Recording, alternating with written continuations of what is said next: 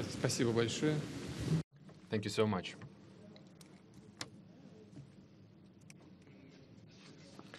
Shall we start working, I guess? Distinguished Mr. President, ladies and gentlemen, negotiations with the President of the United States, Donald Trump, took place in a frank and business-like atmosphere. I think we can call it a success and a very fruitful round of negotiations. We carefully analyzed the current status, the present and the future of the Russia-United States relationship, key issues of the global agenda.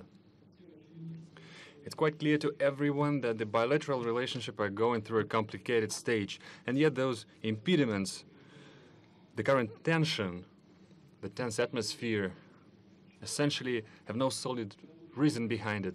The Cold War is a thing of past. The era of acute ideological confrontation of the two countries is a thing of remote past, is a vestige of the past. The situation in the world changed dramatically. Today, both Russia and the United States face a whole new set of challenges. Those include a dangerous maladjustment of mechanisms for maintaining international security and stability, regional crises, the creeping threats of terrorism and transnational crime. It's the snowballing problems in the economy, environmental risks, and other sets of challenges. We can only cope with these challenges if we join the ranks and work together. Hopefully, we will reach this understanding with our American partners. Today's negotiations reflected our joint wish with President Trump to redress this negative situation in the bilateral relationship, outline the first steps for improving this relationship to restore the acceptable level of trust and going back to the previous level of interaction on all mutual interests issues. As major nuclear powers, we bear special responsibility for maintaining international security. I deem it vital, and we mentioned this during the negotiations, it's crucial that we fine-tune the dialogue on strategic stability and global security and non-proliferation of weapons of mass destruction. We submitted our American colleagues a note with a number of specific suggestions. We believe it necessary to work together further on to interact on the disarmament agenda, military and technical cooperation. This includes the extension of the Strategic Offensive Arms Limitation Treaty. It's the dangerous situation with the global American anti-missile defense system. It's the implementation issues with the INF Treaty. And of course, the agenda of non-placement of weapons in space. We favor the continued cooperation in counterterrorism and maintaining cybersecurity. And I'd like to point out specifically that our special services are cooperating quite successfully together. The most recent example is their operational cooperation within the recently concluded World Football Cup. In general, the contacts among the special services should be put to a system-wide basis, should be brought to a systemic framework. I reminded President Trump about the suggestion to re-establish the working group on anti-terrorism. We also mentioned a plethora of regional crises. It's not always that our postures dovetail exactly, and yet the overlapping and mutual interests abound. We have to look for points of contact and interact closer and a variety of international fora. Clearly, we mentioned the regional crisis, for instance, Syria. As far as Syria is concerned, the task of establishing peace and reconciliation in this country could be the first showcase example of the successful joint work. Russia and the United States apparently can act proactively and assume the leadership in this issue and organize the interaction to overcome humanitarian crisis and help Syrian refugees to go back to their homes. In order to accomplish this level of successful cooperation in Syria, we have all the required components. Let me remind you that both Russian and American military have acquired a useful experience of coordination of their action, established the operational channels of communication, which permitted to avoid dangerous incidents and unintentional collisions in the air and in the ground. Also, crushing terrorists in the southwest of Syria, the south of Syria, should be brought to the full compliance with the Treaty of 1974 about the separation of forces, separation of forces of Israel and Syria. This will bring peace to Golan Heights and bring a more peaceful relationship between Syria and Israel, and also to provide security of the State of Israel. Mr. President paid special attention to the issue during today's negotiations, and I would like to confirm that Russia is interested in this development and this will act accordingly. Thus far, we will make a step toward creating a lasting peace in compliance with the respective resolutions of Security Council, for instance, the Resolution 338. We're glad that the Korean Peninsula issue is starting to resolve. To a great extent, it was possible thanks to the personal engagement of President Trump, who opted for dialogue instead of confrontation. We also mentioned our concern about the withdrawal of the United States from the Jcpoa. Well, our U.S. counterparts are aware of our posture. Let me remind you that thanks to the Iranian nuclear deal, Iran became the most controlled country in the world. It's submitted to the control of IAEA. It effectively ensures the exclusively peaceful nature of Iranian nuclear program and strengthens the non-proliferation regime.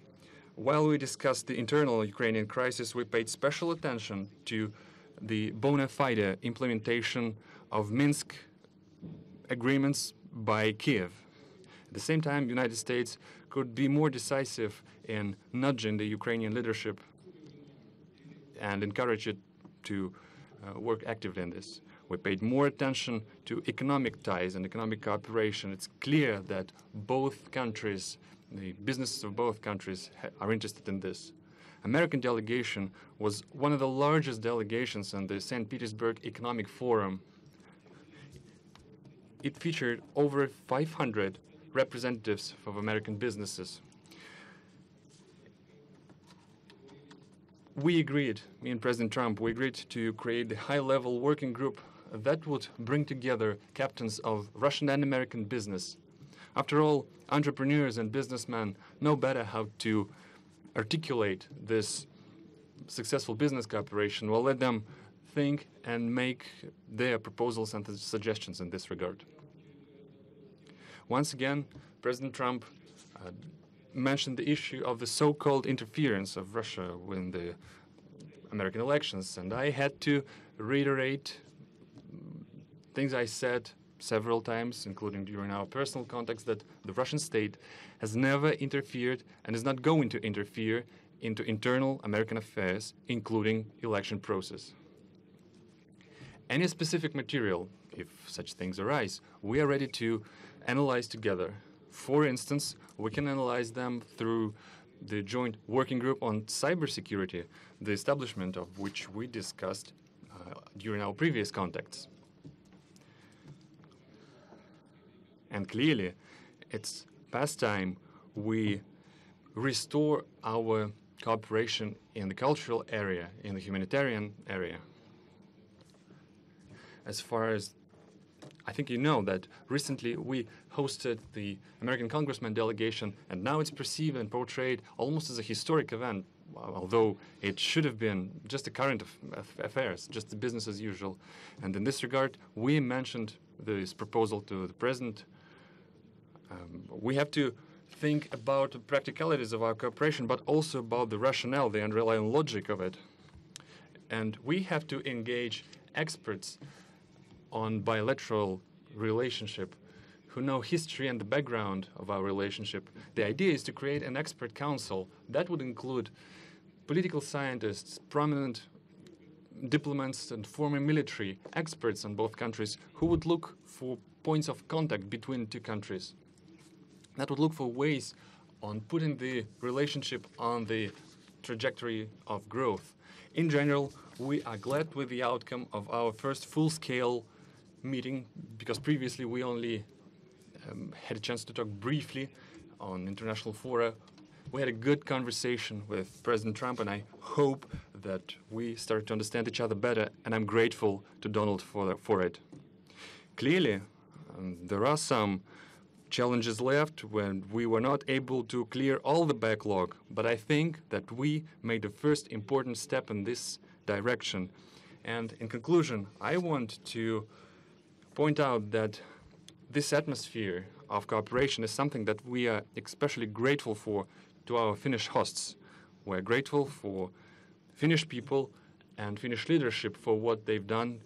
I know that we've caused some inconvenience to Finland, and we apologize for it. Thank you for your attention. Thank you. Thank you very much.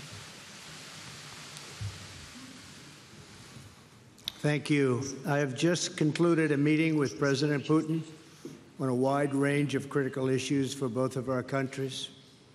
We had direct, open, deeply productive dialogue. Went very well. Before I begin, I want to thank President Niinistö of Finland for graciously hosting today's summit.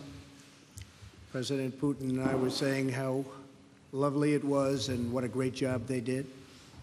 I also want to congratulate Russia and President Putin for having done such an excellent job in hosting the World Cup. It was really one of the best ever, and your team also did very well. It was a great job. I'm here today to continue the proud tradition of bold American diplomacy. From the earliest days of our republic, American leaders have understood that diplomacy and engagement is preferable to conflict and hostility. A productive dialogue is not only good for the United States and good for Russia, but it is good for the world. The disagreements between our two countries are well known, and President Putin and I discussed them at length today. But if we're going to solve many of the problems facing our world, then we're going to have to find ways to cooperate in pursuit of shared interests. Too often in both recent past and long ago, we have seen the consequences when diplomacy is left on the table. We have also seen the benefits of cooperation. In the last century, our nations fought alongside one another in the Second World War. Even during the tensions of the Cold War, when the world looked much different than it does today, the United States and Russia were able to maintain a strong dialogue.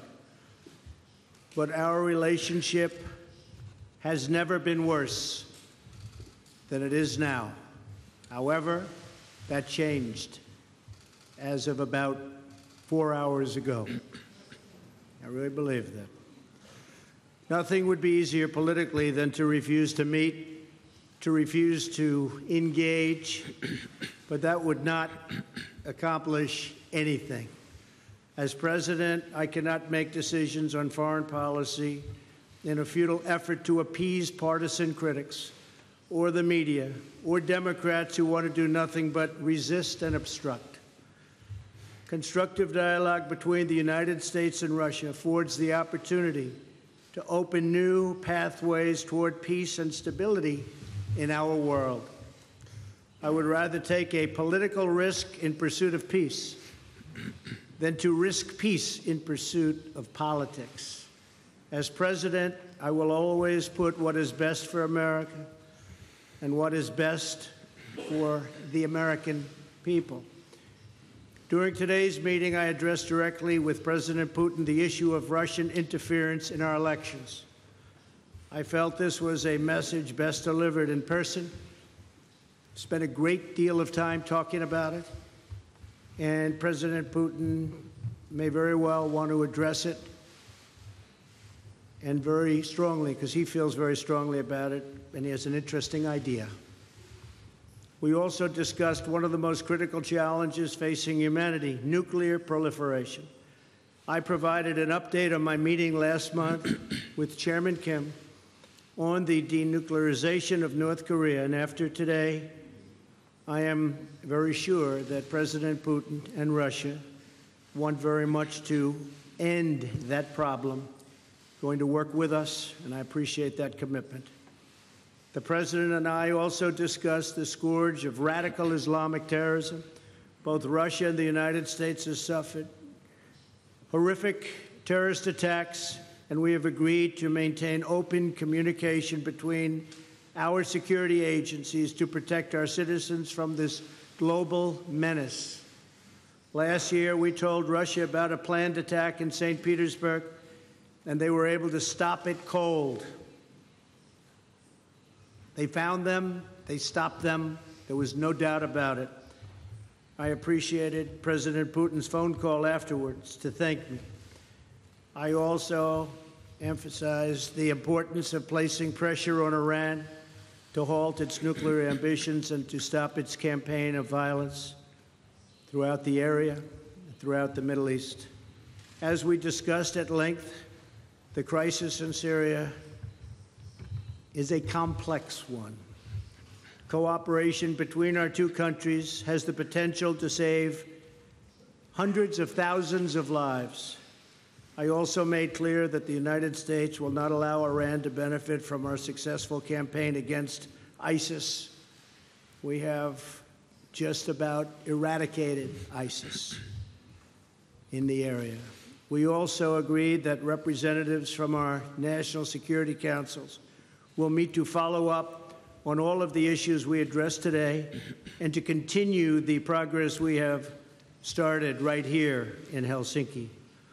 Today's meeting is only the beginning of a longer process, but we have taken the first steps toward a brighter future and one with a strong dialogue and a lot of thought. Our expectations are grounded in realism, but our hopes are grounded in America's desire for friendship, cooperation, and peace. And I think I can speak on behalf of Russia when I say that also. President Putin, I want to thank you again for joining me for these important discussions and for advancing open dialogue between Russia and the United States. Our meeting carries on a long tradition of diplomacy between Russia, the United States, for the greater good of all. And this was a very constructive day. This was a very constructive few hours that we spent together. It's in the interest of both of our countries to continue our conversation, and we have agreed to do so. I'm sure we'll be meeting again in the future, often, and hopefully we will solve every one of the problems that we discussed today. So, again, President Putin, thank you very much. Thank you, sir. Господа президенты, сейчас журналисты. Distinguished presidents, now the journalists would have a chance to ask two questions, two sets of questions each. First, the Russian journalist will ask the question. Please give your affiliation. Good afternoon. My name is Alexei Meshkov, Interfax Information Agency. I have a question to President Trump. During your recent European tour, you've mentioned that the implementation of the Nord Stream 2 gas pipeline makes Europe a hostage of Russia, and you suggested that you could free Europe from this by supplying American LNG. But this cold winter actually showed that the current mechanism of supply of fuel to Europe is quite viable. At the same time, as far as I know, US had to buy even Russian gas for Boston. I have a question. The implementation of your idea has a political tinge to it, or is it a practical one? Because there will be a gap formed in the supply and demand mechanism, and the first, it's the consuming countries who will fall into this gap. And the second question, before the meeting with President Putin, you called him an adversary, a rival, and yet you expressed hope that you will be able to bring this relationship to a new level. Did you manage to do this? Actually, I called him a competitor, and a good competitor he is. And I think the word competitor is it's a compliment. I think that we will be competing when you talk about the pipeline. I'm not sure necessarily that it's in the best interests of Germany or not, but that was a decision that they made. We'll be competing. As you know, the United States is now, or soon will be, but I think it actually is right now the largest in the oil and gas world. So we're going to be selling LNG, and we'll have to be competing with the pipeline. And I think we'll compete successfully, although there is a little advantage locationally. So I just wish them luck. I mean, I did. I discussed with Angela Merkel in pretty strong tones, but I also know where they're all coming from. And they have a very close source. So we'll see how that all works out. But we have lots of sources now, and the United States is much different than it was a number of years ago when we weren't able to extract what we can extract today. So today we're number one in the world at that, and I think we'll be out there competing very strongly. Thank you very much. If I may, I throw in some 2 cents. We talked to Mr. President, including this subject as well. We are aware of the stance of President Trump, and I think that we, as a major oil and gas power, and the United States is a major oil and gas power as well, we could work together on regulation of international markets, because neither of us is actually interested in the plummeting of the prices. And the consumers will suffer as well, and the consumers in the United States will suffer as well, and the shale gas production will suffer. Because beyond a certain price bracket, it's no longer profitable to produce gas. But nor we are interested in driving prices up, because it will drain juices, life juices from all other sectors of the economy, from machine building, etc. So we do have space for cooperation here. That's the first thing. Then about the Nord Stream 2. Mr. President voiced his concerns about the possibility of disappearance of transit through Ukraine, and I reassured Mr. President that Russia stands ready to maintain this transit. Moreover, we stand ready to extend this transit contract that is about to expire next year, in case if the dispute between the economic entities will be settled in the Stockholm Arbitration Court. This goes to Jeff Mason from Reuters.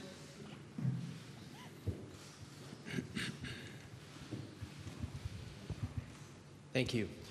Mr. President, you tweeted this morning that it's U.S. foolishness, stupidity, and the Mueller probe that is responsible for the decline in U.S. relations with Russia.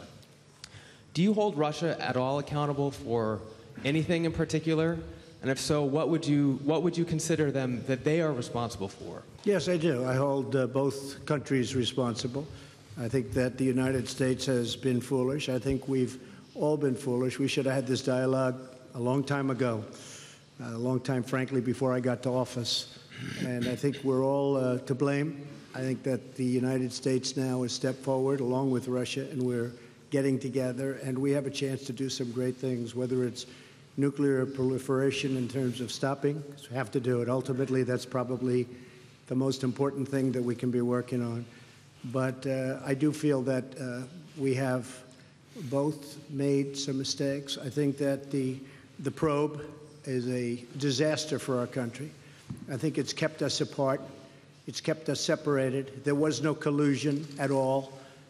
Everybody knows it. People are being brought out to the fore. So far that I know, virtually none of it related to the campaign, and they're going to have to try really hard to find somebody that did relate to the campaign. That was a clean campaign. I beat Hillary Clinton easily, and frankly, we beat her, and I'm not even saying from the standpoint, we won that race, and it's a shame that there can even be a little bit of a cloud over it. People know that, people understand it, but the main thing, and we discussed this also, is zero collusion. And it has had a negative impact upon the relationship of the two largest nuclear powers in the world. We have 90% of nuclear power between the two countries, It's ridiculous. It's ridiculous what's going on with the probe. For President Putin, Yeah, if I could yeah. follow up as well, why should Americans and why should President Trump believe your statement that Russia did not intervene in the 2016 election, given the evidence that U.S. intelligence agencies have provided? And will you consider extraditing the 12 Russian officials that were indicted last week by a U.S. grand jury? Well, I'm going to let the president answer the second part of that question. But as you know, the whole concept of that came up perhaps a little bit before, but it came out as a reason why the Democrats lost an election, which, frankly, they should have been able to win because the Electoral College is much more advantageous for Democrats, as you know, than it is to Republicans. We won the Electoral College by a lot, 306 to 223, I believe. And that was a well-fought battle. We did a great job. And frankly, I'm going to let the president speak to the second part of your question. But just to say it one time again, and I say it all the time, there was no collusion. I didn't know the president. There was nobody to collude with. There was no collusion with the campaign. And every time you hear all of these, 12 and 14, it's stuff that has nothing to do. And frankly, they admit these are not people involved in the campaign. But to the average reader out there, they're saying, well, maybe that does. It doesn't.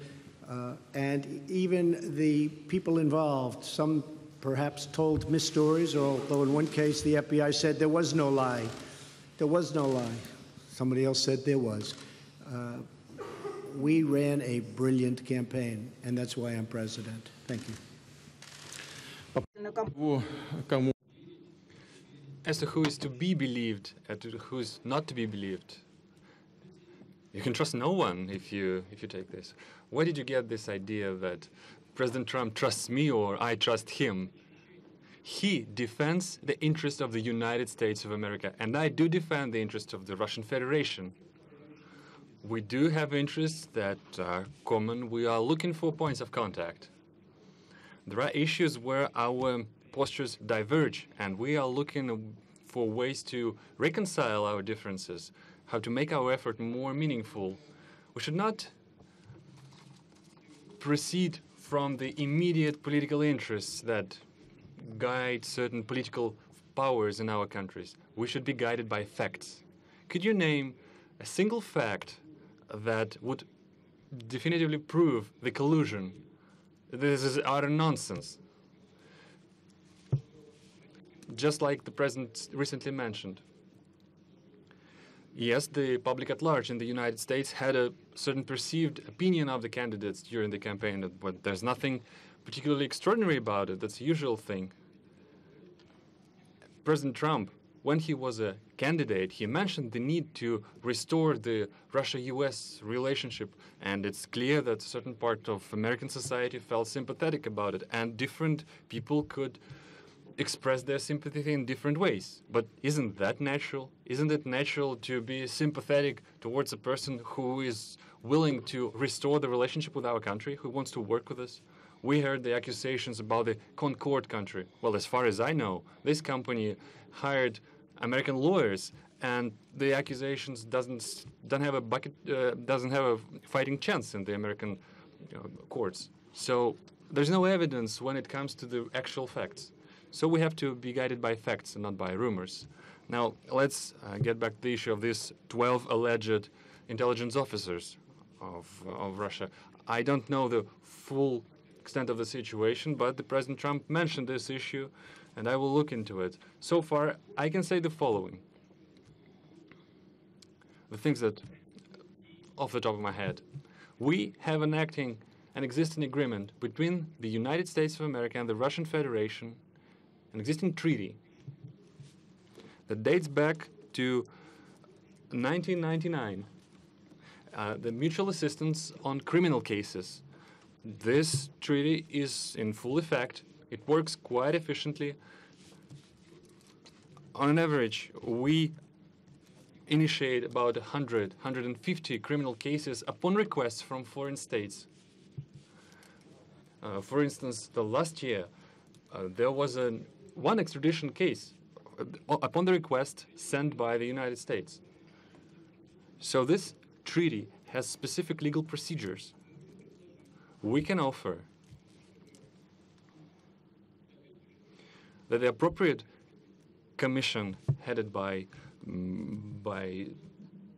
Special Attorney Mueller, he can use this treaty as a solid foundation and send an official request to us so that we would interrogate, we would hold a questioning of these individuals who he believes are privy to some crimes. And our law enforcement are perfectly able to do this questioning and send the appropriate materials to the United States. Moreover, we can meet you halfway, we can make another step. We can actually permit official representatives of the United States, including the members of this very commission headed by Mr. Mueller, we can let them into the country and they will be present at this questioning. But in this case, there's another condition. This kind of effort should be a mutual one. Then we would expect that the Americans would reciprocate and they would question officials, including the officers of law enforcement and intelligence services of the United States, whom we believe who have something to do with illegal actions on the territory of Russia. And we have to request the presence of our law enforcement. For instance, we can bring up Mr. Browder in this particular case. Business associates of Mr. Browder have earned over $1.5 billion in Russia. They never paid any taxes, neither in Russia nor in the United States. And yet the money escaped the country. They were transferred to the United States. They sent huge amount of money, $400 million, as a contribution to the campaign of Hillary Clinton. Well, that's their personal case. It might have been legal, the contribution itself, but the way the money was earned was illegal. So we have a solid reason to believe that some intelligence officers accompanied and guided these transactions. So we have an interest of questioning them. But we can that could be a first step, and we can also extend it. Options abound, and they all can be found in an appropriate legal framework. And did you direct any of your officials to help him do that? Да, я хотел, чтобы он выиграл. Yes, I did. Yes, I did. Because he talked about bringing the U.S.-Russia relationship back to normal. Продолжаем. Я думаю, вполне вопросы 3 может задать кто-то из российского пула. I think there can be 3 questions from the Russian pool. Russia Today, you have the floor. Thank you so much. Good evening to everyone. My name is Ilya Petrenko, RT TV channel. In English. Mr. President, would you please go into the details of possibly any specific arrangements for the U.S. to work together with Russia in Syria, if any of these kind of arrangements were made today or discussed? И, если позволите, Владимир Владимирович, тоже вопрос на... My question to President Putin in Russian. Since we brought up the issue of football several times, I used the football language. Mr. Pompeo mentioned that when we talk about the Syrian cooperation, the ball is in the Syrian court. Mr. Putin, in the Russian court, is it true? And how would you use this fact, the having the ball? Well, I guess I'll answer the first part of the question. We've worked with Israel long and hard for many years, many decades. I think we've never has any country been closer than we are. President Putin also is helping Israel, and we both spoke with Bibi Netanyahu, and they would like to do certain things with respect to Syria, having to do with the safety of Israel. So in that respect, we absolutely would like to work in order to help Israel, and Israel will be working with us, so both countries would work jointly. And I think that when you look at all of the progress that's been made in certain sections with the eradication of ISIS We're about 98%, 99% there, and other things that have taken place that we've done, and that, frankly, Russia has helped us with in certain respects. But I think that working with Israel is a great thing, and creating safety for Israel is something that both President Putin and I would like to see very much. One little thing I might add to that is the helping of people. Helping of people, because you have such horrible, if you see, and I've seen reports and I've seen pictures, I've seen just about everything. And if we can do something to help the people of Syria get back into some form of shelter and on a humanitarian basis, and that's what the word was, really, a humanitarian basis, I think that both of us would be very interested in doing that, and we will do that. Okay? Thank you very much. Excuse me, but for now, no specific agreements, for instance, between the militaries? Well, our militaries do get along. In fact, our militaries actually have gotten along probably better than our political leaders for years, but our militaries do get along very well, and they do coordinate in Syria and other places. Okay? Thank you. Yes, we did mention this. We mentioned the humanitarian track of this issue. Yesterday, I discussed this with French President Mr. Macron, and we reached an agreement that together with European countries, including France, we will step up this effort. On our behalf, we provide military cargo aircraft to deliver the humanitarian cargo. And today I brought up this issue with President Trump. I think there is plenty of things to look into. The crucial thing here is that a huge amount of refugees are in Turkey, in Lebanon, in Jordan, in the states that are adjacent to Syria. If we help them, the migratory pressure upon the European states will be decreased manifold. And I believe it's crucial from any point of view, from humanitarian point of view, from the point of view of helping people, helping the refugees.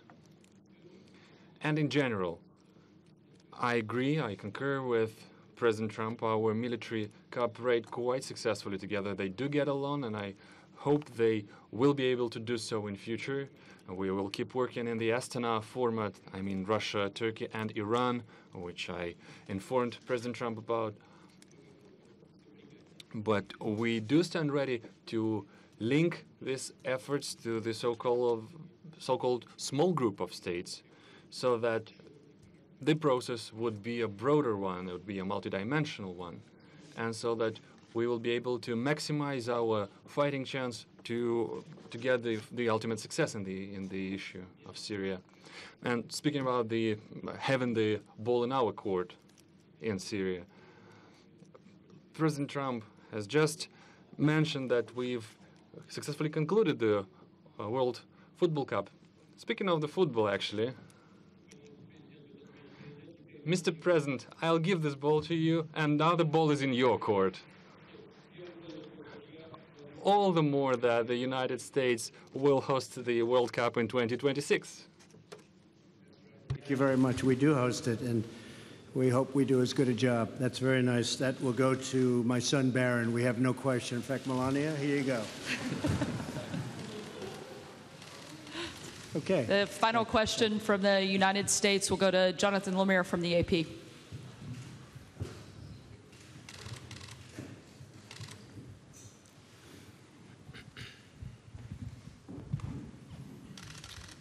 Thank you. Question for each president. President Trump, yes. You first. Just now, President Putin denied having anything to do with the election interference in 2016. Every U.S. intelligence agency has concluded that Russia did. My first question for you, sir, is who do you believe? My second question is, would you now, with the whole world watching, tell President Putin, would you denounce what happened in 2016, and would you warn him to never do it again? So let me just say that we have two thoughts. You have groups that are wondering why the FBI never took the server. Haven't they taken the server? Why was the FBI told to leave the office of the Democratic National Committee? I've been wondering that. I've been asking that for months and months, and I've been tweeting it out and calling it out on social media. Where is the server? I want to know where is the server and what is the server saying? With that being said, all I can do is ask the question. My people came to me, Dan Coates came to me, and some others. They said they think it's Russia. I have President Putin. He just said it's not Russia. I will say this. I don't see any reason why it would be, but I really do want to see the server. But I have confidence in both parties. I really believe that this will probably go on for a while, but I don't think it can go on without finding out what happened to the server. What happened to the servers of the Pakistani gentlemen that worked on the DNC? Where are those servers? They're missing. Where are they? What happened to Hillary Clinton's emails? 33,000 emails, gone, just gone. I think in Russia they wouldn't be gone so easily. I think it's a disgrace that we can't get Hillary Clinton's 33,000 emails. So I have great confidence in my intelligence people, but I will tell you that President Putin was extremely strong and powerful in his denial today. And what he did is an incredible offer. He offered to have the people working on the case come and work with their investigators with respect to the 12 people. I think that's an incredible offer. Okay? Thank you. Yes, please. I'd like to add something to this. After all, I was an intelligence officer myself. And I do know how dossiers are made up. Just a second. That's the first thing. Now the second thing. I believe that Russia is a democratic state, and I hope you're not denying this right to your own country. You're not denying that United States is a democracy. Do you believe United States is a democracy? And if so, if it is a democratic state, then the final conclusion in this kind of a dispute can only be delivered by a trial, by the court, not by the executive, by the law enforcement. For instance, the Concord company that was brought up is being accused. It's been accused of interference. But this company does not constitute the Russian state. It does not represent the Russian state. And I brought several examples before. Well, you have a lot of individuals in the United States. Take George Soros, for instance, with multi-billion capitals. But does that make him, his position, his posture, the posture of the United States? No, it does not. Well, it's the same case. There is the issue of trying a case in the court, and the final say is for the court to deliver. We are now talking about the private, the individuals, and not about particular states. And as far as the most recent allegation is concerned about the Russian intelligence officers, we do have an intergovernmental treaty. Please do send us the request. We will analyze it properly and we'll send a formal response. And as I said, we can extend this cooperation, but we should do it on a reciprocal basis, because we would await our Russian counterparts to provide us access to the persons of interest for us, who we believe can have something to do with the intelligence services. Let's discuss the specific issues and not use the Russia and the U.S. relationship as a loose change, for this internal political struggle. A question for President Putin. Thank you. Two questions for you, sir.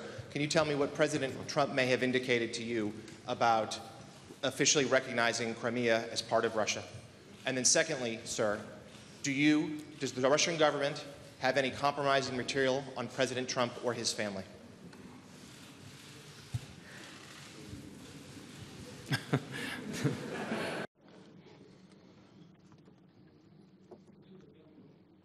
President Trump and, posture of President Trump on Crimea is well known, and he stands firmly by it. He continued to maintain that it was illegal to annex it. Our viewpoint is different. We held a referendum in strict compliance with the UN Charter and the international legislation. For us, this issue, we put paid to this issue. And now to the compromising material. Yeah, I did heard these rumors that we allegedly collected compromising material on Mr. Trump when he was visiting Moscow. Well, distinguished colleague, let me tell you this. When President Trump visited Moscow back then, I didn't even know that he was in Moscow. I treat President Trump with utmost respect. But back then, when he was a private individual, a businessman, nobody informed me that he was in Moscow. Well, let's take St. Petersburg Economic Forum, for instance. There were over 500 American businessmen, the high-ranking, the high-level ones. I don't even remember the last names of each and every one of them. Well, do you think that we try to collect compromising material on each and every single one of them? Well, it's difficult to imagine another nonsense of a bigger scale than this. Well, please, just disregard these issues and don't think about this anymore again. It would have been out long ago. And if anybody watched Peter Strzok testify over the last couple of days, and I was in Brussels watching it, it was a disgrace to the FBI. It was a disgrace to our country. And you would say that was a total witch hunt. Thank you very much, everybody. Thank you.